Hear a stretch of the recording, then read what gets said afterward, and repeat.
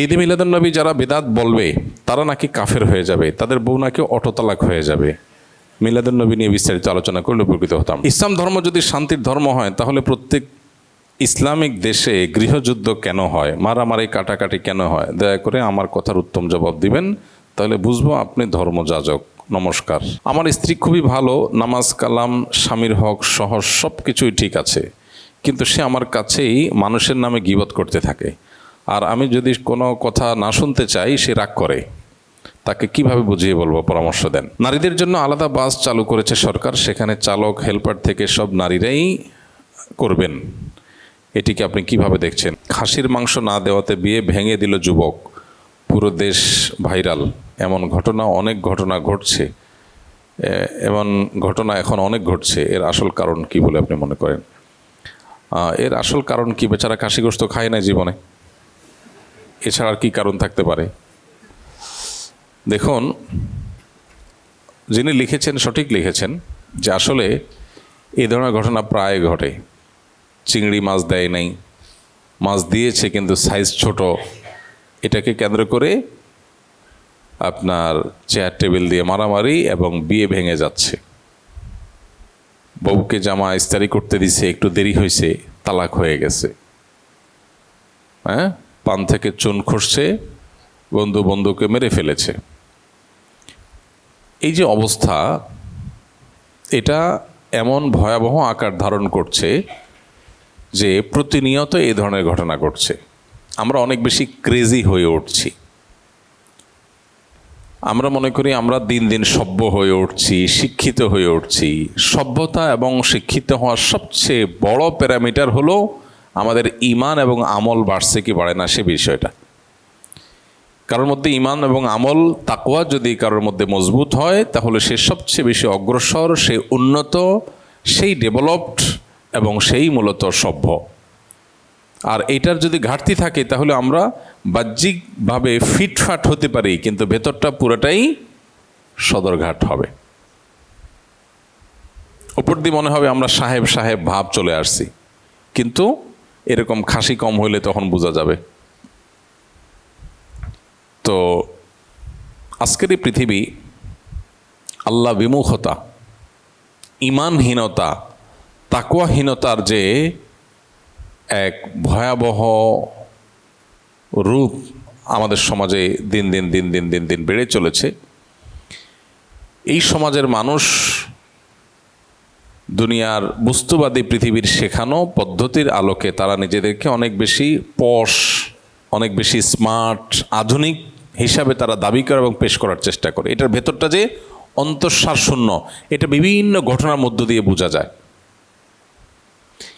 যে যুবক এটা করেছে তিনি হয়তো শিক্ষাবঞ্চিত মানুষ, হয়তোবা তার কথা ভিন্ন, কিন্তু অল ওভার আমরা যদি দেখি মানুষ অনেক বেশি ক্রেজি হয়ে যাচ্ছে দিন দিন। এমনি হাসবে, আপনি দেখবেন বিদেশিদেরকে, বিভিন্ন দেশে মানুষজন, সব দেশে না, বিভিন্ন দেশে মানুষজনকে দেখবেন যে মুস্কি হাসি ছাড়া কোনো কথা নাই, বার্তা নাই, কত ম্যানার্স তাদের, কত ভদ্রতা, তাই না? কিন্তু তাদের ট্যাক্সের টাকায় ফিলিস্তিনে বোম মেরে মানুষ মেরে শেষ করে ফেলতেছে, সেটাও তারা মুস্কি হেসে দিচ্ছে। তাহলে সভ্যতার ভেতরের রূপটা অত্যন্ত ভয়াবহ। এই জন্য সবচাইতে বড় প্রয়োজন হলো ঈমান এবং তাকওয়ার চর্চা করা। এই যে আমরা ক্রেজি হয়ে যাচ্ছি, অসহনশীল হয়ে যাচ্ছি, তাকওয়া থাকলে মানুষ অসহনশীল হয় না। আরে গোশত না হওয়া তো দূরের কথা, বড় থেকে বড় ঘটনা ঘটে গেলেও ঈমানদার সবর করবে, ধৈর্য ধারণ করবে। আল্লাহর প্রতি যার ঈমান থাকবে সে বলবে আলহামদুলিল্লাহ, এটাই আমার রিজিকে ছিল। আল্লাহর ফয়সালার উপরে সে সন্তুষ্ট থাকবে, আরেকজন ভুল ত্রুটিকে সে ক্ষমা করবে। আল্লাহ তাআলা কোরআনে কারিমে পরিষ্কারভাবে বলেছেন, নেককার মুত্তাকিদের একটা সিফত হলো ওয়াল আফিনা আনিন নাস, তারা মানুষকে ক্ষমা করে। ঠিক আছে, এরা না হয় ছোট লোকই করেছে, না হয় তাদের একটু অসুবিধাই হয়েছে, আমি ক্ষমা করি।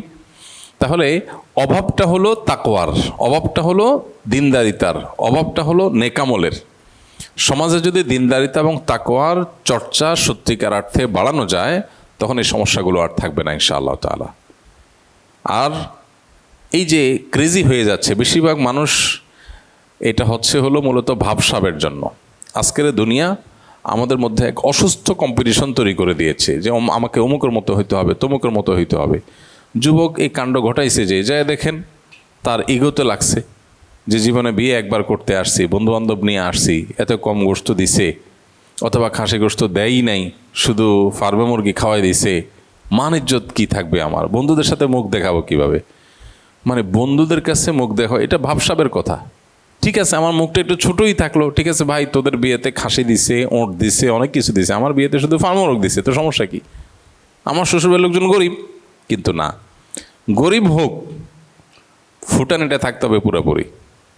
গরিব হোক এটা নিয়ে আপত্তি নেই, ফুটানি থাকতে হবে পুরোপুরি। এটা ইমানদারের সিফত না, এটা হলো 2 নম্বরই। ভেতরে ফিটফাট, বাইরে ফিটফাট, ভেতরে সদরঘাট। কেন আমার যা আছে তা মানুষের কাছে আমার ভাবসাব ধরতে হবে কেন? তো ঈমান এবং তাকওয়ার চর্চা এটি না থাকার কারণে এই অবস্থাগুলো তৈরি হয়েছে। আল্লাহ তাআলা আমাদের সবাইকে হেদায়েত দান করুন। রবিউল আউয়াল মাস চলছে, এ মাসে কি কি আমল করব? ভাইরা আমার, রবিউল আউয়াল হিজরি বর্ষের যে মাসগুলো আছে তার মধ্যে একটা মাস, এবং হিজরি বর্ষের 3য় মাস এটি। রবিউল আউয়ালের এই মাসটি নবী করিম সাল্লাল্লাহু আলাইহি সাল্লামের ওয়াফাতের মাস, এবং অনেক ইতিহাসবিদদের মতে ভেলাদতের জন্ম লাভেরও মাস। যদি নবী আলাইহিস সালামের জন্মের তারিখ, অ্যাকচুয়াল টাইম, মাস, এটা নিয়ে অনেক মত পার্থক্য আছে। এখন কেউ বলতে পারেন মত পার্থক্য কেন আছে? কেন আছে তার কারণ হলো, সে যুগে মানুষ জন্মের তারিখ সংরক্ষণের ব্যাপারে এখন আমরা যতটা সিরিয়াস, বা আমরা যত জন্ম হলে সাথে সাথে তারিখ নোট করে ফেলি, তখনকার মানুষের মধ্যে এটার এত গুরুত্ব ছিল না। ওই সময় তো অনেক পরের কথা, 1450 বছর। এখন থেকে 50 বছর, 100 বছর আগেও যদি আমরা চলে যাই, 100 বছর যাওয়া লাগবে না, 20-30 বছর আগেও যদি চলে যাই, অনেকের দেখবেন যে আমাদের জন্মের তারিখে ঠিক নেই, মা বাপ খেয়াল করেন নাই। বাট এখন মানুষ অনেক অ্যালার্ট, গ্রামেও একদম তারিখ লিখে রাখে, কারণ জন্ম নিবন্ধন তো করতে হয়। তো আগে যত পিছনে যাবেন এটার তত গুরুত্ব ছিল না। আর নবী করিম সাল্লাল্লাহু আলাইহি সাল্লাম ব্যাপারটা হলো, তিনি যখন জন্মগ্রহণ করেছেন তখন আল্লাহর কিতাবে, আল্লাহর এলেমে তিনি নবী ছিলেন। মক্কার মানুষজন কি জানতো? জানতো না। কুরাইশ বংশের অন্য 10টা বাচ্চার মতো একটা বাচ্চা জন্ম নিয়েছে বলে তারা মনে করেছে। এই যে একজন নবীর আগমন, এটা তো মানুষ টের পায়নি, কিন্তু যখন তার মৃত্যু হয়, দুনিয়া থেকে চলে যান, তখন তো দুনিয়া জানে তিনি নবী। এই জন্য মৃত্যু দিবসটা যেভাবে সংরক্ষিত, জন্মদিবসটা সেভাবে সংরক্ষিত না। সেটা যাই হোক, জন্মদিবস মৃত্যু দিবস দুইটাই এই মাসে আমরা ধরেই নিলাম, রবিউল আউয়াল মাসে। তাহলে এই মাসের আমল কি? উত্তর হলো যে এই মাসের জন্য আলাদা করে স্পেশাল কোনো আমল নাই। আমল হলো সারা মাসের, সারা বছরের। সেটা কি? সেটা হলো নবী করিম সাল্লাল্লাহু আলাইহি সাল্লামের সুন্নাহকে অনুসরণ করা, তাকে সব কিছুর চাইতে, সবার চাইতে বেশি ভালোবাসা দেওয়া, এবং তার আদর্শকে নিজের মধ্যে ধারণ করা।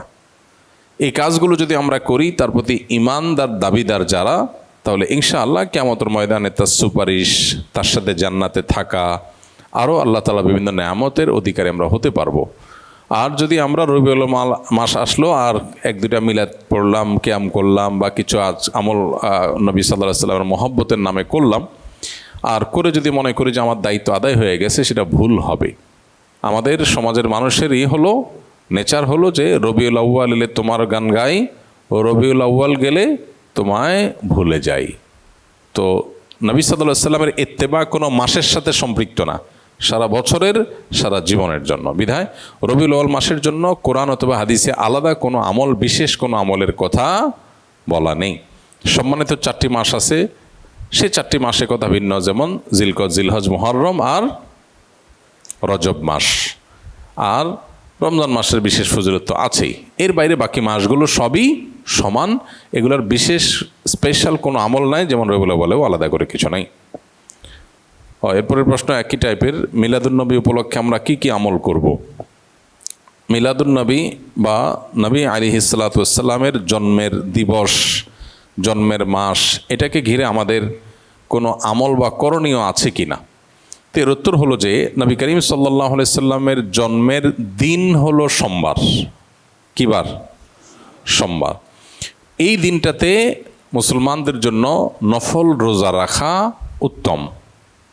যদি সুযোগ থাকে আমরা নফল রোজা রাখতে পারি, সেটা সুন্নাহ আদায় হবে। নবী আলাইহিস সালাম সোমবারে রোজা রাখতেন এবং তাকে জিজ্ঞাসা করা হয়েছে, সুইলা আন সিয়াম ইয়াউমিল ইথনাইন, নবী আলাইহিস সালামকে সোমবার রোজা সম্পর্কে জিজ্ঞাসা করা হয়েছিল কেন রাখেন। তখন তিনি বলেছেন, যাকা ইয়াউমুন উলিদতু ফীহ, কারণ এটা এমন দিন যেদিনে আমার জন্ম হয়েছিল। তো নবী আলাইহিস সালামের জন্মকে ঘিরে যদি কিছু করার থাকে সেটা হলো সোমবারে রোজা রাখা। এর বাইরে জন্মের বার্ষিকী পালন এই কালচারটা তখন ছিলই না নবী আলাইহিস সালাম বা সাহাবীদের মধ্যে। এখন যেরকম আমরা জন্ম দিবস বছরে একবার পালন করি, নবী করিম সাল্লাল্লাহু আলাইহি সাল্লামের জন্মের দিন যদি পালন করতে আপনার মনে চায়, সেটা বছরে একদিন না, সেটা প্রত্যেক সপ্তাহে একদিন। কি বারে? সোমবারে। এটা বিশুদ্ধ হাদিস দ্বারা প্রমাণিত। এর বাইরে যদি আপনি বলেন না আমি বার্ষিকী পালন করব, তাহলে এই জন্মের বার্ষিকী পালন করার এই কৃষ্টি, এই কালচার এসেছে প্রকৃতি পূজারীদের মধ্য থেকে। একসময় খ্রিস্টান ধর্মের মানুষেরাও এটার তীব্র সমালোচনা এবং বিরোধিতা করত, নিষিদ্ধ ছিল। পরবর্তীতে খ্রিস্টানরা তাদের নবী ঈসা আলাইহিস সালামের জন্মদিবস পালন করা শুরু করেছে। তারা যখন শুরু করেছে, এখন এক শ্রেণী মুসলমানরা মনে করা শুরু করলো যে তারা যখন তাদের নবীরটা পালন করে, তাহলে আমরা কেন আমাদের নবীরটা পালন করব না।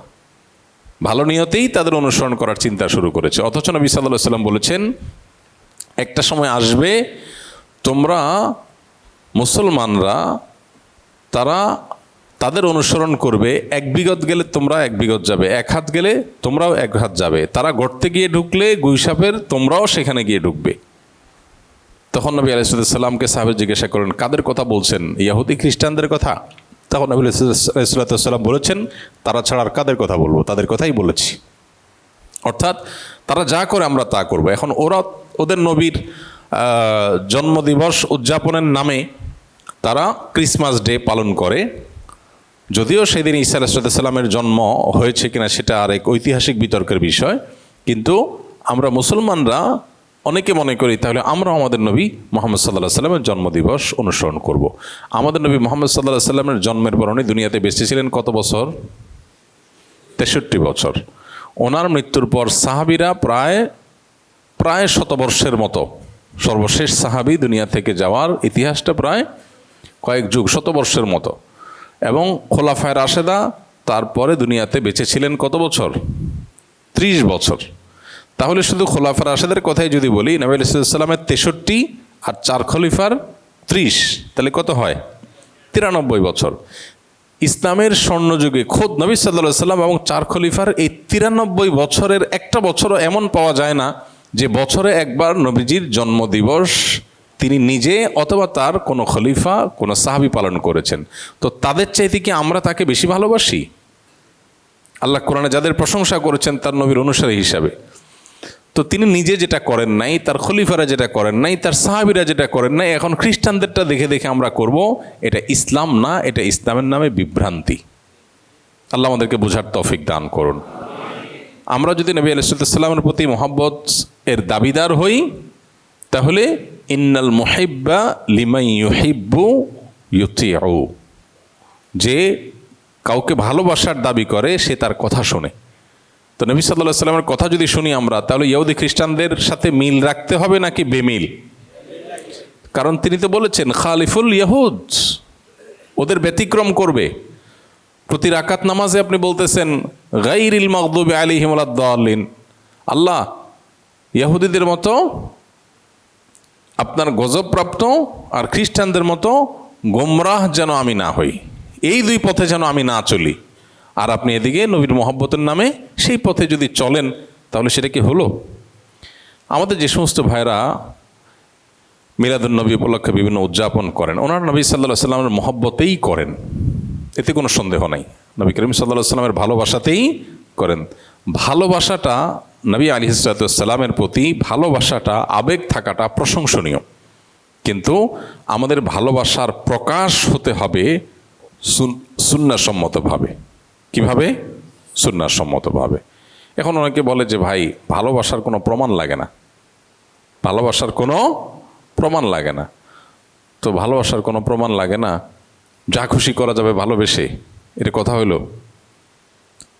তো কোরআনে আল্লাহ তাআলা বলেছেন, কুল ইন কুনতুম তুহিব্বুন আল্লাহ ফাত্তাবিউনি, হে রাসূল বলে দেন, তোমরা যদি আল্লাহকে ভালোবাসো এটা দাবি করো, তাহলে আমার অনুসরণ করো, প্রমাণ করো।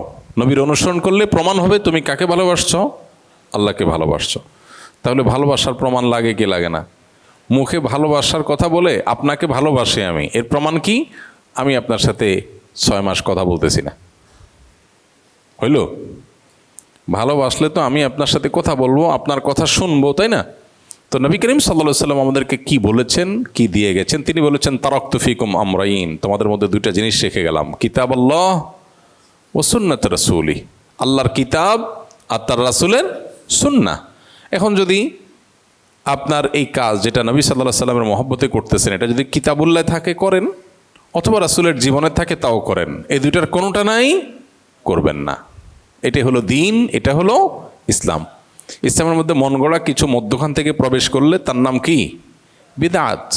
আর সমস্ত বিদআতের ঠিকানা কোথায়? জাহান্নাম। নবী করিম সাল্লাল্লাহু আলাইহি সাল্লাম পরিষ্কারভাবে বলেছেন, ইয়াকুম ওয়া মুহদাসাতিল উমুর ফাইন্না কুল্লা মুহদাসাতিন বিদআহ ওয়া কুল্লা বিদআতিন দালালাহ ওয়া কুল্লা দালালাতিন ফিন্নার। সমস্ত বিদআতই গোমরাহি, আর সমস্ত গোমরাহির ঠিকানা জাহান্নাম। অনেকগুলো হাদিসে নবী সাল্লাল্লাহু আলাইহি ওয়াসাল্লাম আমাদেরকে সতর্ক করেছেন। এই জন্য আমাদের যে ভাইরা এই বিষয়গুলো উদযাপন করেন, ওনারা নবী সাল্লাল্লাহু আলাইহি ওয়াসাল্লামের মহব্বতই করেন, এবং সন্দেহাতীতভাবে এটা প্রশংসার বিষয় যে নবী সাল্লাল্লাহু আলাইহি ওয়াসাল্লামের মহব্বত আছে, কিন্তু মহব্বত অনুযায়ী কাজ করতে হবে, সুন্নাহর উপর আমল করার মধ্য দিয়ে। আল্লাহ আমাকে, আমাদের সব ভাই বোনদেরকে বুঝার তৌফিক দান করুন। এই বিষয়গুলো নিয়ে আমাদের মধ্যে যেন ইগোর কোনো বিষয় না হয়, যে এটা আমি একটা পক্ষ, সে একটা পক্ষ, পাল্টাপাল্টি, এটা যেন না হয়। আমি যেটাকে সুন্দর সঠিক মনে করি সেটা আমি বলবো বিনয়ের সাথে। আর অন্য কোনো ভাই যদি ভিন্ন কিছু করেন, তো তার প্রতি আমার মুসলিম ভাই হিসাবে আমার ভালোবাসা ঠিকই থাকবে, সিম্প্যাথি থাকবে যে আমার ভাই ভুল বুঝছেন। ডক্টর খন্দকার আব্দুল্লাহ জাহাঙ্গীর রহমতুল্লাহ আলাইহি বলতেন, কোনো মানুষ যদি বেদাতে লিপ্ত হয়, তো আমি তার উপরে জেদ করব না, ক্ষুব্ধ হব না, বরং আমার ভিতরে মায়া থাকবে যে আমার ভাই ভুল করছে। কিছুটা ক্ষুব্ধ, কিছুটা মনে কষ্ট হওয়া তো স্বাভাবিক, কিন্তু তাকে শত্রু বানাবো না। আমি মনে করব আমার ভাই ভুল করছে, আমার কষ্ট লাগবে। সো এই মানসিকতা যদি থাকে, তাহলে সমাজে ইনশাআল্লাহ আমরা সুন্দর থেকে সুন্দরতর সমাজ গড়ে তুলতে পারবো, এবং পারস্পরিক সৌহার্দ্য তৈরি হবে। ইসলামের নামে কাদা ছোড়াছড়ি অনলাইনে অফলাইনে খুবই দুর্ভাগ্যজনক বাস্তবতা। সবাই যার যার মতের সপক্ষে যুক্তি আলোচনা করতেই পারেন, কিন্তু অন্যের প্রতি শ্রদ্ধা থাকা দরকার একজন মুসলমান হিসাবে অন্তত। ঈদে মিলাদুন্নবী যারা বিদআত বলবে তারা নাকি কাফের হয়ে যাবে, তাদের বউ নাকি অটোতালাক হয়ে যাবে। মিলাদুন্নবী নিয়ে বিস্তারিত আলোচনা করলে উপকৃত হতাম। আমরা অন্য প্রশ্নের উত্তরে বিস্তারিত বলেছি, এখানে বিস্তারিত বলার দরকার নাই।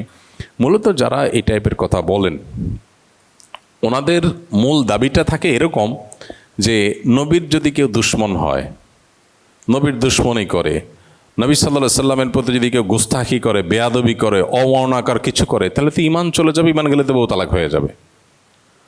এখন কথা হলো যে মিলাদুন্নবী না করলে কি নবীর অবমাননা করা হয়, বা নবীকে অসম্মান করা হয়, নবীর সাথে বেয়াদবি করা হয়, নাকি নবী আলাইহিস সালামের আনুগত্যকে অক্ষরে অক্ষরে মানতে গিয়ে করা হয় না? তো নবী করিম সাল্লাল্লাহু আলাইহি সাল্লামকে আনুগত্য করতে গিয়ে যদি সে এটা থেকে বেঁচে থাকে, কারণ আয়েশা রাদিয়াল্লাহু তাআলা আনহা বলেছেন, মান আহাদাসা ফি আমরিনা মা লাইসা মিনহু ফাহুয়া রাদ, যে ব্যক্তি আমাদের দ্বীনের বিষয়ে কোনো কিছু নতুন সৃষ্টি করলো যেটা দ্বীনের অংশ না, সেটা বাতিল, সেটা বাদ দিয়ে রাখতে হবে। তো সেজন্য যদি কেউ জন্মদিবস পালনের খ্রিস্টীয় কালচারকে যদি কেউ অ্যাভয়েড করে, যে নবীজি নিজেও করেন নাই, সাহাবীরাও করেন নাই, খোলাফা রাশেদাও করেন নাই, সেটা আমি কেন করতে যাব, এই জায়গা থেকে কেউ যদি বিরত থাকে, সে বরং সাচ্চা মুসলমান হওয়ার দলিল হবে। বাকি নবীর দুশ্মনী করলে তার জন্য এই কথা ঠিকই আছে, কিন্তু কেউ মিলাদ না পড়া মানে সে নবীর দুশ্মন, এটা তো বড় মুশকিল কথা। এখন ব্যাপারটা কেমন হয়ে গেল, একটা উদাহরণ দিই ছোট করে। ধরেন আমি আপনাকে বললাম যে আপনি যদি ভালো মানুষ হয়ে থাকেন, তাহলে আমাকে একটা চা খাওয়ান। একটা উদাহরণ জাস্ট বোঝার জন্য। আপনি চাটা খাওয়ালেন না, না ভাই আমি আপনার চা খাওয়ান, তাহলে আপনি তো খারাপ মানুষ। আমি একটা ক্রাইটেরিয়া সেট করলাম ভালো মন্দের, করে ওইটা দিয়ে আমি ভালো খারাপ সার্টিফিকেট দেওয়া শুরু করে দিলাম। কেমন হলো বিষয়টা? এখন আমি মিলাদুন্নবী উদযাপন করি, বলি, করি, এটাকে ভালো মনে করি। এখন এইটা একটা আমার কাছে ক্রাইটেরিয়া। আমি এটা দিয়ে বললাম মিলাদুন্নবী করেন, আপনি করেন না, নবীর দুশমন। তো ব্যাপারটা এরকম হয়ে গেল না? যেমন এই যে আপনার, আমরা আমাদের দেশের স্বাধীনতার জন্য, আমাদের মাতৃভাষায় কথা বলার অধিকার এনে দেওয়ার জন্য যে মানুষগুলোর জীবন দিতে হয়েছে, আমরা তাদের প্রতি কৃতজ্ঞ না অকৃতজ্ঞ? কৃতজ্ঞ। মাল্লাম ইয়াশকুরিন নাস লাম ইয়াশকুরিল্লাহ। আল্লাহ শুকর আদায় না করলে, বান্দার শুকর আদায় না করলে আল্লাহ শুকরও আদায় হয় না। তো যাদের মাধ্যমে আমরা দেশ পেয়েছি, মায়ের ভাষায় কথা বলার অধিকার পেয়েছি, তাদের প্রতি জুলুম হয়েছে, আমরা অবশ্যই তাদের প্রতি কৃতজ্ঞ। কৃতজ্ঞতা আদায় করে আমরা তাদের জন্য মনের ভেতর থেকে দোয়া করি, আল্লাহ আপনি তাদেরকে মাগফিরাত দিয়ে জান্নাতের আলা মাকাম দান করেন। এখন আপনি বলতেছেন ভাই, আমি আমাদের স্বাধীনতা যুদ্ধে শাহাদাত বরণকারী মানুষদের জন্য, ভাষা আন্দোলনের শাহাদাত বরণকারী মানুষদের জন্য একটা আলোচনা অনুষ্ঠান করব। এখানে 5 লাখ টাকা খরচ হবে, আপনি 10,000 টাকা দিবেন চাঁদা। খরচ কোত্থেকে আসবে? খরচের জন্য দিবেন। আপনি দিলেন না। আমি বললাম আপনি স্বাধীনতা বিরোধী, আপনি দেশ বিরোধী, কারণ আপনি আমার চাঁদা দেন নাই। কিসের জন্য? স্বাধীনতা যুদ্ধে শাহাদাত বরণকারীদের প্রোগ্রামের জন্য। ভাই, আপনি একটা ক্রাইটেরিয়া সেট করে যদি আমাকে বলেন যে ভাই আপনার ভিতরে দেশপ্রেম নাই, কেন? কারণ আপনি বেদিতে ফুল দিতে যান নাই। ভাই, আপনি তো বেদিতে ফুল দিতে গেছেন, আমি তো দোয়া করছি। ফুল দিয়েছেন যে এটা কি শহীদের কবরে গেছে? কিন্তু আমার দোয়াটা তো তার কাছে যাবে, তো কাজের কাজটা তো আমি করলাম। এখন আপনি আমার বলতেছেন ভাই দেশপ্রেম নাই, কেমন হলো জিনিসটা? ঠিক একইভাবে মিলাদুন নবী কেউ পালন করছেন নবী করিম সাল্লাল্লাহু আলাইহি ওয়াসাল্লামের মহব্বতে, আপনি করছেন, এখন বলতেছেন ভাই এইটা না করলে নবীর দুশমন। কেমন হয়ে গেল জিনিসটা? আপনি একটা ক্রাইটেরিয়া সেট করে ওইটা দিয়ে নবীর দুশমন সবাইকে মাফ করছেন, এটা সঠিক না। আল্লাহ আমাদের ভাইদেরকে বোঝার তৌফিক দান করুন। 2 জন পুরুষ সাক্ষীকে সামনে রেখে বিয়ের খুতবা পড়ে 3 বার কবুল বললে কি বিয়ে হয়ে যাবে, নাকি এখানে আরও কোনো শর্ত আছে? একজনের নামে অন্যজন বদনাম করলে কি হয়? পুরুষ সাক্ষীকে, 2 জন সাক্ষী যদি সামনে থাকেন, পুরুষ অথবা একজন পুরুষ 2 জন মহিলা, এরকম সাক্ষীদের সামনে যদি 3 বার কবুল বলে বিয়ে হয়ে যাবে কিনা? না, বিয়ে তো সহজ না। এক পক্ষ থেকে প্রস্তাব আসতে হবে, আরেক পক্ষ বলবে আমি গ্রহণ করলাম বা কবুল করলাম, তাহলে বিয়ে হবে। অর্থাৎ আপনি 2 জন সাক্ষীর সামনে শুধু কবুল বললে বিয়ে হয়ে যাবে, এটা যদি হয়, তাহলে রাস্তা দিয়ে একটা সুন্দর মেয়ে যাচ্ছে, আপনার ভালো লাগছে, 2 দোস্ত আশপাশে আছে, বললেন এই দোস্ত কান খাড়া করে শোন, কবুল কবুল কবুল। কি বলেন?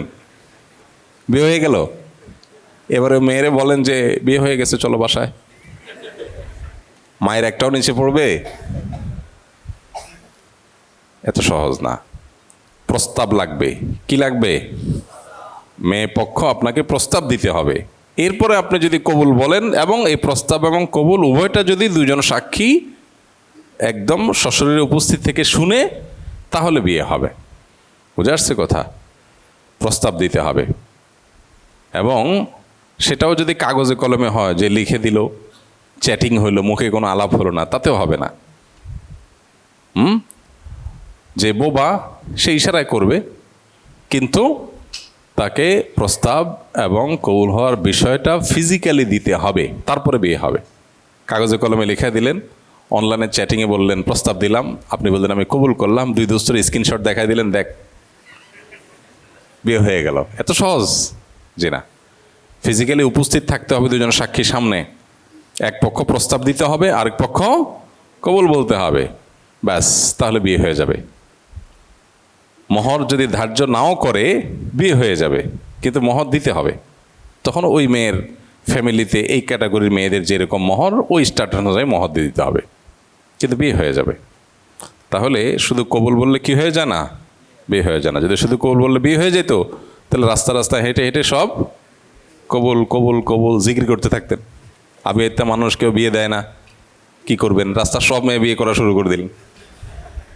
হ্যাঁ, এত ছেলে খেলা এত সহজ না। অনেক যুবকরা এই বিষয়গুলোতে ভুল জানার কারণে অনেক যা খুশি তা তারা মনে করে। চ্যাটিংয়ে ইনবক্সে কবুল বলে পাঠা দিস, কবুল লিখে পাঠা দিছে, আয়েশা খুশি হয়ে গেছে, বিয়ে হয়ে গেছে। এরকম ঘটনা ঘটছে, আমি দেখছি। তারা জামাই বউ হিসাবে সংসার করা শুরু করছে, বলে যে আমরা চ্যাটিংয়ে, চ্যাট বক্সে, ইনবক্সে আমরা কবুল বলছি। মানে বিয়েটা এত ফাইজলামি না, এত সহজ না।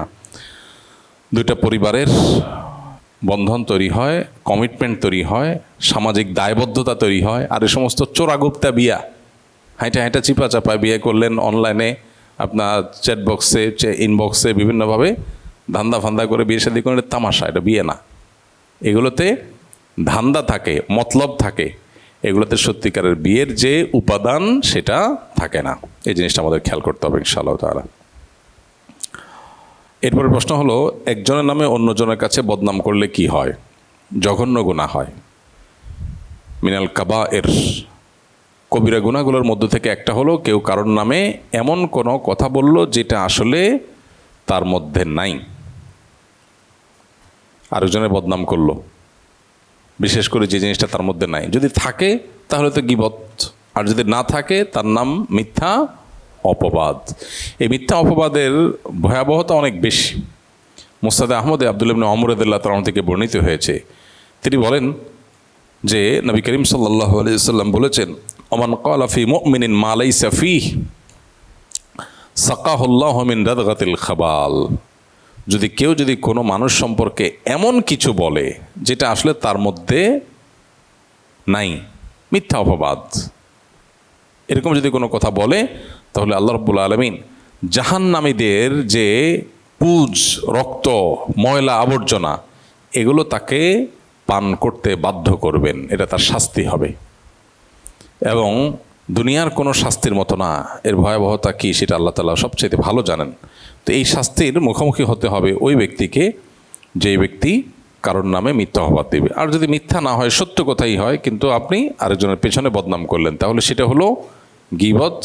এবং এই গীবতের ভয়াবহতা এই যে নিজের মৃত ভাইয়ের গোশত খেলে যে গুনাহ হবে, একে তো মৃত মানুষের গোশত, আবার ভাই, এটা খেলে মৃত পশুর গোশত খাওয়াও তো হারাম, মৃত জবাই করা ছাড়া। মৃত পশুর গোশত খাওয়া হারাম, সেখানে যদি মানুষ হয়, সেখানে যদি ভাই হয়, ভয়াবহতাটা কোন মাত্রায়! তো কোরআন গীবতের ভয়াবহতাকে চিত্রায়িত করেছে এইভাবে যে মৃত ভাইয়ের গোশত খাওয়াটাকে তোমরা কি পছন্দ করবে? ফাকারিহতুমু, তোমরা তো কেউ পছন্দ করবে না। সূরা হুজুরাতে আল্লাহ বলেছেন।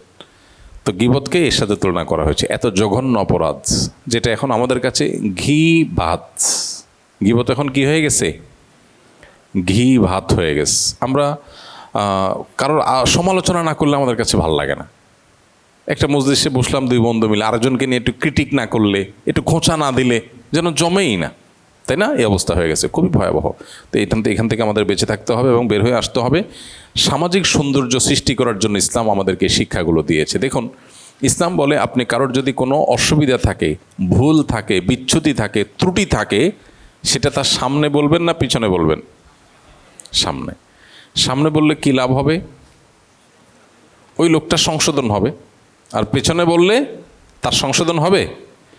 তার ব্যাপারে সমাজের মানুষের মধ্যে খারাপ ধারণা তৈরি হবে, সামাজিক সম্প্রীতি, সম্পর্ক নষ্ট হবে। এই জন্য কারোর অসুবিধা থাকলে আদরের সাথে, স্নেহের সাথে, মহব্বতের সাথে বুঝে শুনে তাকে কৌশলে সামনে তার সমস্যাটা বলে দেওয়া যায়, পেছনে না। আর প্রশংসা যদি করা লাগে কারোর, সেটা কি সামনে না পেছনে? সেটা পেছনে, তার অগোচরে। কেন অগোচরে প্রশংসা কেন করতে হবে? মনে করেন একজন একটা ভালো মানুষ, উনি ভালো কাজ করছে, এটা আর পেছনে, তার পেছনে বললে কি লাভ হবে? সমাজের মানুষ তার প্রতি সুধারণা তৈরি হবে, ভালোবাসা তৈরি হবে, সামাজিক শান্তি বাড়বে। এখন আমরা উল্টা করি, সামনে আসলে পাম্পট্টি দেই আর পেছনে গেলে বদনাম করি। সামনে পাম্পট্টি দিলে সে ফুলে, অহংকারী হয়ে যায়, আর পিছনে যায় বদনামি করি, মানুষ তারে খারাপ জানে, এবার ভেজালটা শুরু হয়। তো দিন আমাদেরকে যা বলেছে সেটা যদি আমরা পালন করি সমাজটা সুন্দর হয়ে যাবে। দরকার শুধু দিন পালন করা। আল্লাহ আমাদেরকে করার তৌফিক দান করুন। বিতরের নামাজের সূরা মুলক দিয়ে নামাজ পড়লে কি রাতের নির্ধারিত আমল হবে? কারণ হাদিসে বলা আছে এশার পূর্বে ঘুমানোর আগে এটি তেলাওয়াত করার কথা। জি, রাতে যে কোনো সময় সূরা মুলক পড়লেই হবে। আপনি বিতরের নামাজও যদি পড়েন ইনশাআল্লাহ আপনি রাতে সূরা মুলক পড়েছেন ধরা হবে। যদিও আলাদা করে পড়তে পারলে ভালো হয়, কারণ সূরা মুলক যেটা পড়েছেন এটা তো আপনি পার্ট অফ নামাজ পড়েছেন। নবী সাল্লাল্লাহু আলাইহি ওয়াসাল্লাম তো আপনাকে রাতে পড়তে বলেছেন, আলাদা করে পড়তে পারলে ভালো হয়। কিন্তু বিতরের মধ্যে পড়লে বা এশার নামাজের ফরজ নামাজে বা সুন্নত নামাজেও যদি পড়েন তাতেও সূরা মুলক তিলাওয়াত করার যে ফজিলত সেটা পাওয়া যাবে ইনশাআল্লাহ। যে কোনো ভালো কাজে দালালি করে কাজটি হাসিল করলে শরীয়তের দৃষ্টিতে এর বিধান কি? দালালি করলে শব্দটা শুনতে একটু খারাপ শোনা গেল, মধ্যস্থতা করে বলেন। কারণ অনেক ক্ষেত্রে দেখা যায় মধ্যস্থতা করার কাজটা খুবই গুরুত্বপূর্ণ। আপনি একটা অ্যাম্বাসিতে ভিসার জন্য অ্যাপ্লিকেশন করবেন, এখন ভিসার আবেদন ফর্ম ঠিকঠাক মতো আপনার ফিল আপ করা, কাগজপত্র ঠিকঠাক মতো আপলোড দেওয়া, জমা করা, আপনার অভিজ্ঞতা নেই। একটা এজেন্সি, তাদের এক্সপিরিয়েন্স আছে, তারা কাজ অনেক দিন ধরে করে, আপনার হয়তো একটা আছে আরেকটা নাই, আপনি হয়তো একটা রুট জানেন আরেকটা রুট জানেন না, তো আপনার পুরো কাজটা করার দায়িত্ব তারা নিল। আবেদন আপনার পক্ষ থেকে করলো, তারা আপনার পক্ষ থেকে করে দিল, মাঝখান থেকে তারা যে প্রসেস করলো, তারা যে সার্ভিস দিল, এটার জন্য তারা ফিস নিল। তো এটা নেওয়া শরীয়তের দৃষ্টিকোণ থেকে জায়েজ আছে।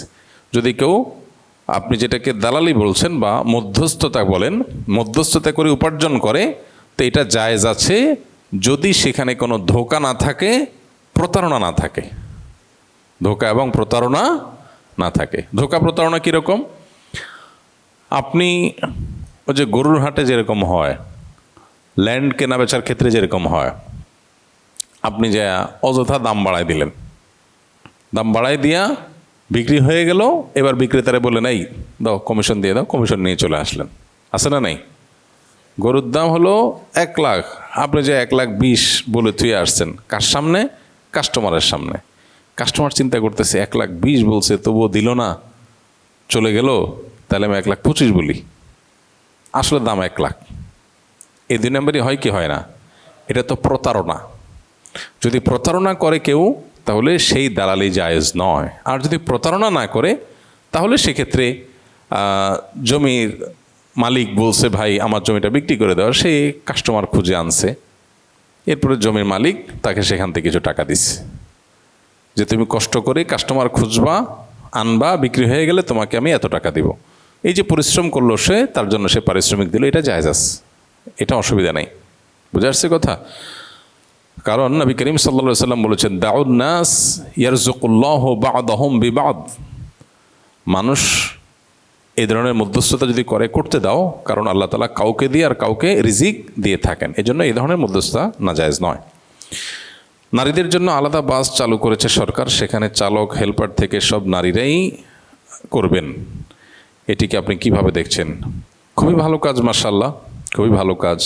আমাদের মা বোনরা, মেয়েরা, তাদেরকে আমরা বিভিন্ন রকমের কথা বলে, তাদেরকে আমরা বাসার বাইরে বের করে তাদেরকে দিয়ে বিভিন্ন কাজ করাচ্ছি। তাদের যে বায়োলজিক্যাল ডিউটি আছে সেটা তো তারা করছেই। সন্তান গর্ভে ধারণ করছে, সন্তানকে দুগ্ধ দান করছে, এগুলো তো পুরুষ ভাগ করে দায়িত্ব নিতে পারে না, এগুলো তাদের করাই লাগতেছে, সারা জীবনের জন্য কষ্ট আছেই। এরপরে আবার এক্সট্রা তাদের উপরে দায় চাপায় দিলাম। সংসার চালানো যে পুরুষটার কাজ, আমরা বিভিন্ন মুখরোচক স্লোগান দিয়া বউরেও বাইর করে দিলাম। এবার বউ বাইর করে তার টাকার সব কি সে ভোগ করে? বাস্তবতা কি? সেও একটা পার্ট দেয় সংসারে বেশিরভাগ ক্ষেত্রে। তো এই সমস্ত করে আমরা তাদেরকে বের করেছি। এখন এই সমস্ত মেয়েদের চলাফেরা, রাস্তাঘাটে দেখা যায় বিভিন্ন রকমের হ্যারাসমেন্টের শিকার তারা হয় খুবই দুর্ভাগ্যজনকভাবে। অতএব তাদের জন্য যাতায়াতের জন্য আলাদা বাস হলে, আলাদা পরিবহনের ব্যবস্থা থাকলে সেফটি সিকিউরিটি নিশ্চিত হবে, এটা ভালো। সেক্ষেত্রে চালক সহ যারা থাকবে তারা আবার যথাযথ প্রশিক্ষিত যেন হয়, সেটাও গুরুত্বপূর্ণ, সেদিকটাও খেয়াল রাখতে হবে। আর পাশাপাশি এই কাজটা যেরকম খুবই প্রশংসনীয় একটা কাজ আমরা মনে করি, অবশ্যই সাধুবাদ পাওয়ার মতো একটা কাজ করেছে সরকার, কিন্তু সেই সাথে শিক্ষা প্রতিষ্ঠানেও মেয়েদের ছেলেদের সাথে পড়তে গিয়ে হ্যারাসমেন্টের শিকার যেন না হয়, সেখানেও তাদের স্পেশালাইজড শিক্ষা প্রতিষ্ঠান করা দরকার। রেস্টুরেন্টগুলোতে তাদের জন্য স্পেশালাইজড ব্যবস্থা করা দরকার। আমরা দেখি আমাদের দেশে মেয়েদের স্পেশালাইজড যে সমস্ত শিক্ষা প্রতিষ্ঠান আছে সেগুলো খুব সুনামের সাথে পড়ালেখা হয়ে আসছে। আমরা ভিকারুন্নেসা নন স্কুলের কথা বলতে পারি, আমরা ইডেন কলেজের কথা শেষের দিকে হয়ে গেছে, কিন্তু এটা তো ঐতিহাসিক, বছরকে বছর ধরে অনেক যোগ্য মানুষ তৈরি হয়েছে এখান থেকে, তাই না? অতএব মেয়েদের বিশেষায়িত শিক্ষা প্রতিষ্ঠান থাকলে তার পড়ালেখার মান যে ভালো হয় তার উজ্জ্বল উদাহরণ তো এই দুটি, এরকম আরও উদাহরণ আছে। অতএব তাদের জন্য সেটা থাকা দরকার। মেয়েদের একটা পৃথক ইউনিভার্সিটি হওয়া দরকার, উচ্চশিক্ষা যারা অর্জন করতে চায় যাতে ছেলেদের সাথে গিয়ে হ্যারাসমেন্টের শিকার না হয়, সেই জিনিসটা দরকার। এটা বাংলাদেশে চট্টগ্রামের নামকাস্তে একটা আছে, তাও সেটা ইসলামী আইডিওলজিক্যাল জায়গা থেকে তারা চলে না, সেখানে ধার্মিক মেয়েদের জন্য যাওয়া কঠিন হয়, কিন্তু ঢাকায় সেরকম কিছু নাই। তো এরকম প্রতিষ্ঠানও হওয়া দরকার। আমরা আশা করব যে সে উদ্যোগও যথাযথ কর্তৃপক্ষ নেবেন। আল্লাহ তাআলা তাদেরকে তৌফিক দান করুন। চাকুরির জন্য ফার্নিচার 3D ডিজাইনার হিসাবে অনেক সময় বিধর্মীদের মন্ত্র ও তাদের ধর্মীয় লেখা ডিজাইন করতে হয়। আমার বেতন কি হালাল হবে কাজীবাড়ি স্কিল থেকে? আপনি যদি ডিজাইনার হন আর যদি কোনো অন্য ধর্মের মানুষের মন্ত্র ইত্যাদি আপনাকে ডিজাইন করতে হয়, তাহলে সেগুলোতে শিরকি কথা থাকার সম্ভাবনা জোরালো। অতএব ওইগুলো করা যাবে না। অন্য কোনো কাজ আপনি করবেন, ওই কাজ থেকে আপনি বিরত থাকার চেষ্টা করবেন। আমি চাকরি করি এবং আমার কলিগরা একসাথে যখন বাসে গাড়িতে যাতায়াত করি তখন একজন আরেকজনের ভাড়া দিয়ে দেয়, কেউ কারোরটা তারপর শোধ করি না। এখন আমার প্রশ্ন হলো, আমরা কি ঋণী হয়ে থাকবো একজন অপরজনের কাছে? কেউ যদি স্বেচ্ছায় কারোর ভাড়া দিয়ে দেয়, ভাড়া আর কয় টাকা হয় কলিগ হিসাবে দিয়ে দিল, এটা হাদিয়া হিসাবে বিবেচিত হবে। লোন হিসাবে বিবেচিত হবে যদি বলা হয় ভাই আপনি একটু দিয়ে দেন তো, আমার কাছে এখন নাই, অথবা মানিব্যাগটা বের করতে পারছি না, তাহলে এটা পরিশোধ করতে হবে। এটা পরিশোধ না করলে গুনাহগার হবেন। হ্যাঁ, পরিশোধ করতে গেলে তিনি গ্রহণ না করেন, ভাই দেওয়া লাগবে না, তাহলে ঠিক আছে। কিন্তু বললেন ভাই দিয়ে দেন, এরপর আর খবর নাই, তাহলে আপনি কিয়ামতের ময়দানে ঠিকই দায়ী হবেন। আর যদি সে স্বেচ্ছায় বলে থাক ভাই আমি দিয়ে দিচ্ছি, তাহলে এটা তো তার পক্ষ থেকে উপহার, অতএব এটা ফেরত না দিলে কোনো অসুবিধা নেই। আমার স্ত্রী খুবই ভালো, নামাজ কালাম স্বামীর হক সহ সব কিছুই ঠিক আছে, কিন্তু সে আমার কাছেই মানুষের নামে গীবত করতে থাকে, আর আমি যদি কোনো কথা না শুনতে চাই সে রাগ করে। তাকে কিভাবে বুঝিয়ে বলবো, পরামর্শ দেন। আপনি এরকম পরিস্থিতি যদি হয় তাহলে কানের ডাক্তারের সাথে আলাপ করে যদি কোনোভাবে কানের কোনো প্রসেস করতে পারেন যে আপনি বয়রা হয়ে যাবেন ওই টাইমটাতে, তাহলে স্ত্রী বলল আপনি মাথা ঢুলালেন, সে মনে করলে আপনি শুনলেন, আসলে আপনি গুনাহগার হলেন না। আসলে যখন গীবত শেকায়েত হবে সেটা করা যেমন গুনাহের কথা, শোনাটাও গুনাহের কথা। স্ত্রী যদি রাগও করেন তারপর আপনি বিনম্রতার সাথে তাকে বোঝাবার চেষ্টা করেন যে মানুষের সমালোচনা করলে গুনাহ হয়, তুমি গুনাহগার হচ্ছ, আমিও গুনাহগার হচ্ছি, আপনি ওই জায়গা থেকে সরে যান অথবা অন্য কথা উঠান। যদি দেখেন যে না কোনোভাবে সামলানো যায় না, সে রাগ করে, তো রাগ করলে আপনি সবর করেন, একদিন করবে, 2 দিন করবে, এক সময় সে বুঝবে যে না সে এই জায়গায় ছাড় দিবে না। বউয়ের খুশি করার চেষ্টা করবেন। আমি যখন বিয়ে পড়াই সকল বিয়ের সময় বলে দিই যে যেন বউয়ের কথা মতো চলে। এর মানে এই না যে আল্লাহর কথার বাইরে গিয়ে বউর কথা শুনবেন। আল্লাহর কথার বাইরে গেলে তখন বিবির কথা শুনবেন না। বিবির সাথে আচরণ সবসময় ভালো করবেন, ঘেউ ঘেউ করবেন না, আচরণ খারাপ করবেন না, কিন্তু আবার অন্যায় কথাও শুনবেন না। তখন আপনার বউ আপনাকে বলবে বোকা, বেকুব। আফসোসের কোনো কারণ নাই, পৃথিবীর সকল স্বামী ঘরে বেকুবই থাকে। মেয়েরা কখনো কোনো স্বামীকে বুদ্ধিমান স্বীকৃতি দেয় না। যত বড় বুদ্ধিজীবী হোক, যত বড় শিক্ষিত হোক, যত বড় সায়েন্টিস্ট হোক, যত বড় রাজনীতিবিদ হোক, যত যাই হোক, ঘরে বউয়ের কাছে এই কথা শুনে নাই, আমার মনে হয় এমন স্বামী একটাও দুনিয়াতে পাওয়া কঠিন হবে যে স্বামী এইটা শুনে নাই তার বউয়ের কাছে যে পুরুষ মানে বেকুব। এই কথা শুনে নাই এমন স্বামী আল্লাহ জানে কয়জন আছে। অনেকে মনে করতে পারে আমি শুনছি, আমার কাছে শত শত মানুষের হিস্ট্রি আছে, আমি সেই জন্য বলছি। অনেক বুদ্ধিমান মানুষও বলে, তো অন্যরা যখন শুনে তো আমি তো আরো ভালো করে শুনি, এটা আশ্চর্য হওয়ার কিছু নেই। আর অবাক হওয়ার কোনো কারণ নাই, কারণ আমি তো বেকুব সাজার চেষ্টা করি আরো প্ল্যান ওয়াইজ। কারণ বাসায় যত বেকুব সাজা যাবে ততই সেফ, তত নিরাপদ, যত যা হবে দিন শেষে একটা ওজোর পাওয়া যাবে। আরে বোকা মানুষ তো বুঝে নাই। আপনার মা দিছে বকা, আপনার মা আপনার বউকে বকা দিছে, বউ মন খারাপ করছে, আপনি বলে হ্যাঁ কী হইলো, রে বোকা তুমি কিচ্ছু বুঝো নাই, কই আমি তো কী হয়েছে আমি তো খেয়াল করলাম না, খারাপ কিছু বলছে, তাহলে দুইটা বকা শুনবেন যে তুমি বেকুব।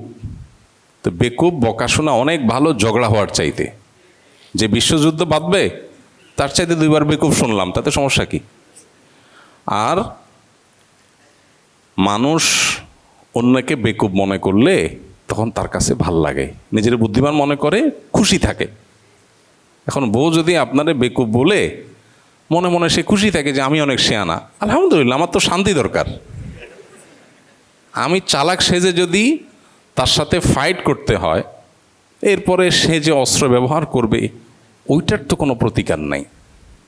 চোখের পানি যখন ছেড়ে দিবে, আপনি তো টিস্যু নিতে নিতে হাত ব্যথা হয়ে যাবে, ওটা তো শুকায় কুলানো যাবে না। এই জন্য বাসায় খুব বেশি পণ্ডিতি না করাই ভালো। তাদের কাছে একটু বেকুব সাজলেন, দুইটা বকা শুনলেন, এটা ভালো, এটা খুব সেফ সাইড।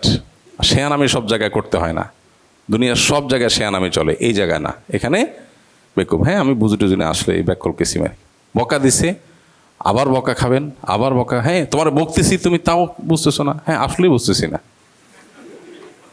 আর বউয়ের সাথে এই টাইপের মিথ্যা কথা বলা জায়েজ আছে, বুঝে আসছে কথা? এই টাইপের মিথ্যা কথা বলা জায়েজ আছে। বউরে বললেন তুমি চাঁদের চাইতে উজ্জ্বল, চাঁদের চাইতে উজ্জ্বল মানুষ হয়? ডাহা মিথ্যা কথা, কিন্তু এটা বউরে বলা জায়েজ আছে। কিন্তু খবরদার আবার শাড়ি একটা 2000 টাকা দিয়ে কিনে আনে বললেন 20,000 টাকা, এই মিথ্যা কিন্তু জায়েজ নাই, খবরদার। কারণ এইটা যদি কোনোভাবে ধরা খান, মায়ের একটাও মাটির নিচে পড়বে না। এই জন্য মিথ্যা কোনটা বলা জায়েজ? পামপট্টিমূলক, প্রশংসামূলক যেগুলো, সেগুলো। কি রান্না করলা তুমি, তো জন্মে জীবনে এরকম খানা খাইনি, এত টেস্ট রান্না হয় মানুষের, হ্যাঁ এত স্বাদ রান্না হয়, সুবহানাল্লাহ। সুবহানাল্লাহ আলহামদুলিল্লাহ বেশি বেশি বলবেন, খুশি। যে কোনো মানুষ প্রশংসা করলে মানুষ খুশি হয়।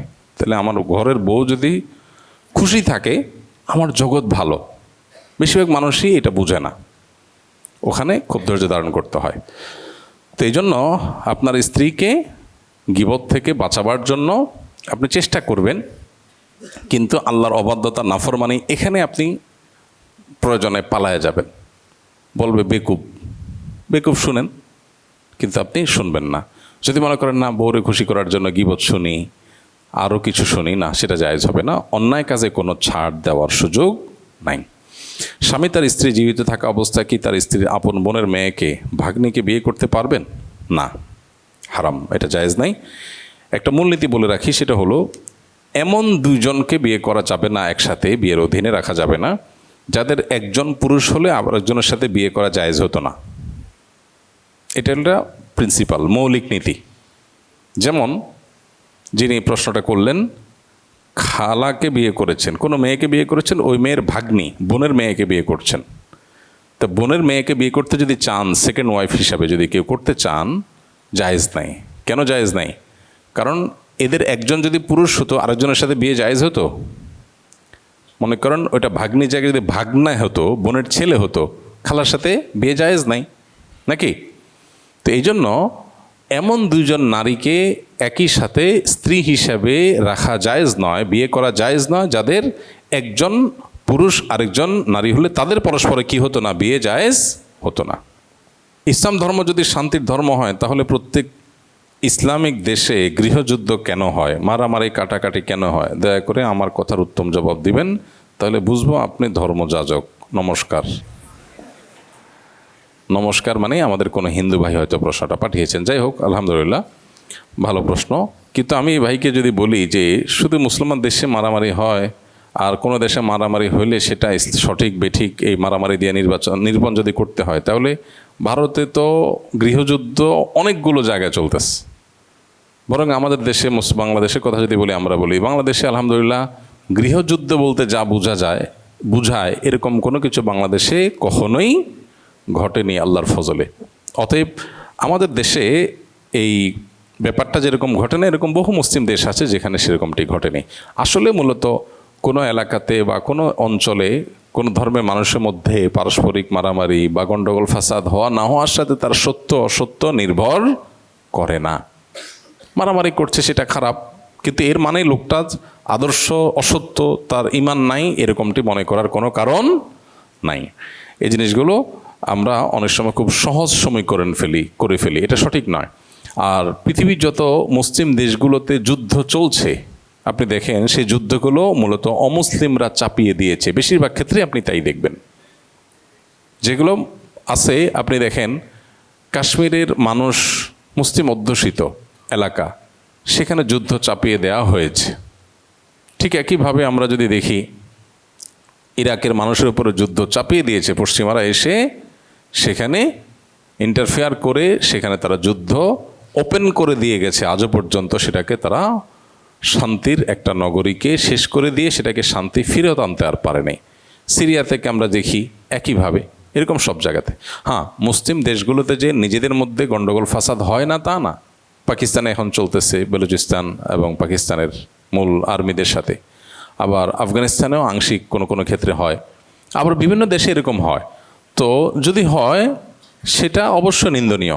আল্লাহ কোরআনে বলেছেন যে ইমানদারদের দুটি দল, দুটি গ্রুপ যদি নিজেরা মারামারিতে লিপ্ত হয়, ফাসলিহু, তোমরা সেখানে মীমাংসা করে ফেলো, এটাকে শেষ করে ফেলো, এটাকে জিয়ে রেখো না।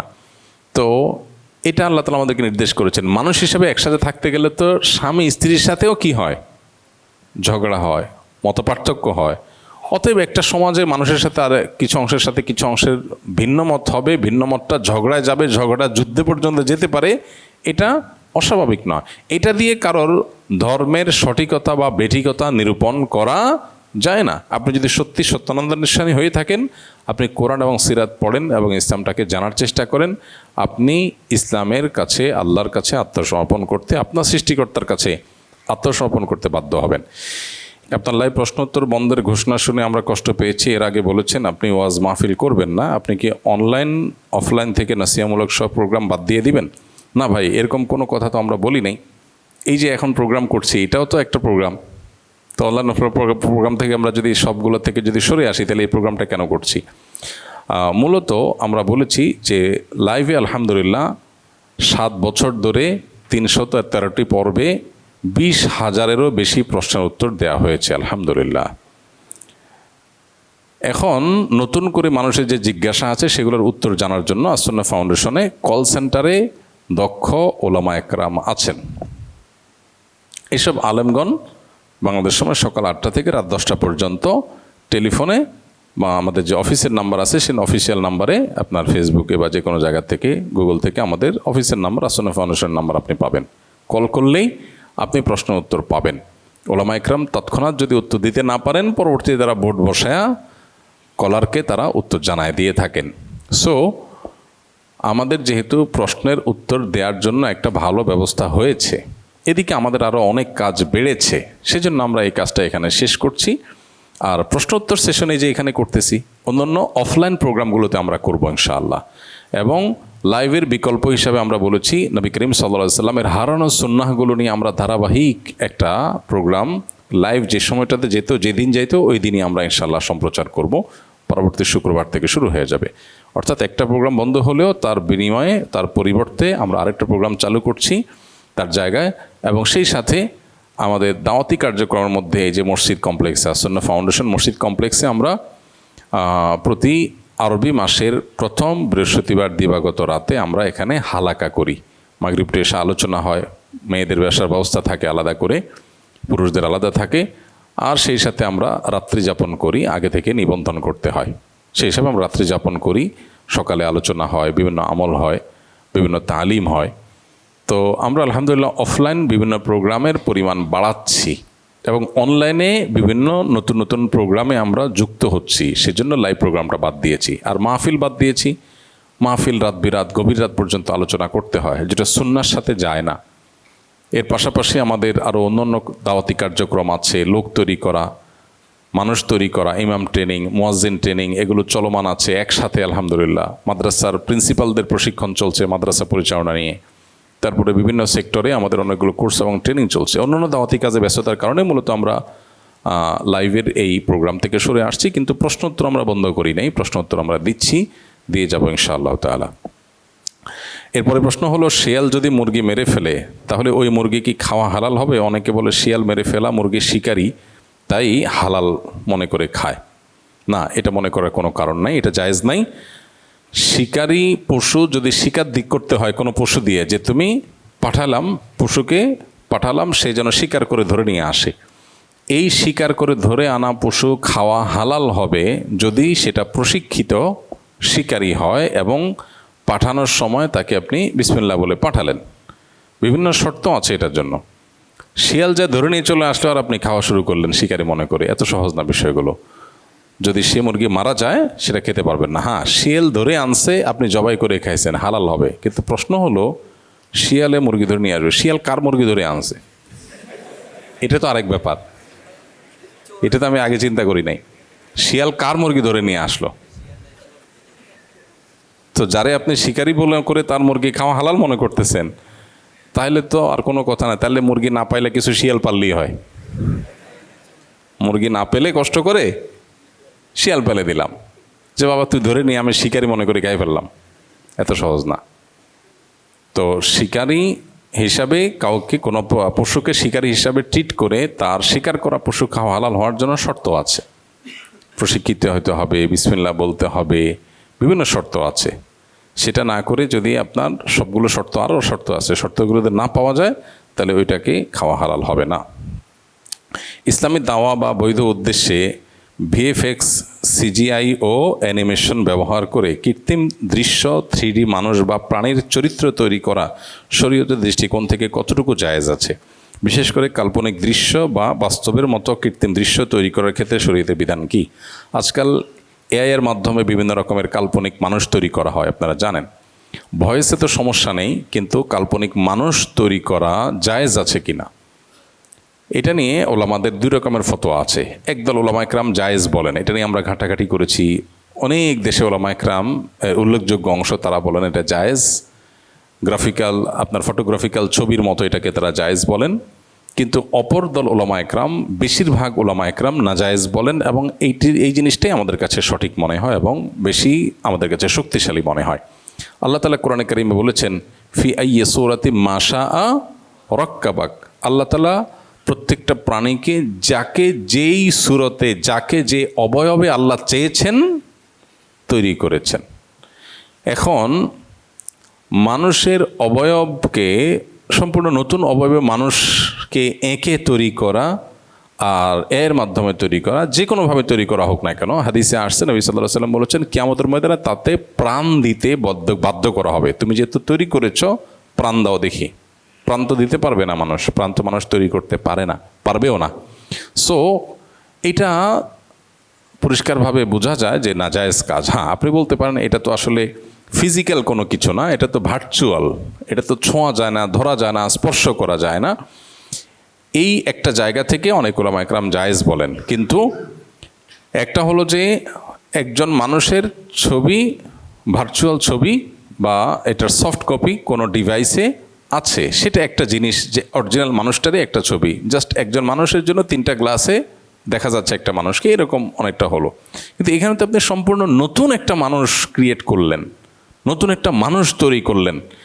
এটা একে তো এই আয়াতের দিকে তাকালে ওইটা নাজায়েজ বোঝা যায়। আর দ্বিতীয়ত হলো যে সম্পূর্ণ নতুন মানুষ সৃষ্টি করা আর ফটোগ্রাফিক্যাল ছবি হুবহু আগের মানুষটাই তাকে আপনার সেভ করা, তার ভিডিও বা কোনো ছবি ধারণ করা, দুটো এক জিনিস না। একটা রিয়েল আর একটা হলো টোটালি তৈরি করা। তো এই জিনিসটা আজকাল বিভ্রান্তির পথে উন্মুক্ত করছে, আমরা জানি, প্রচুর পরিমাণ বিভ্রান্তি বাড়াচ্ছে। এই জন্য এটা নাজায়েজ হওয়ার দিকটাই আমাদের কাছে শক্তিশালী মনে হয়। তাকওয়ার দাবি হবে এখান থেকে যথাসম্ভব বিরত থাকা।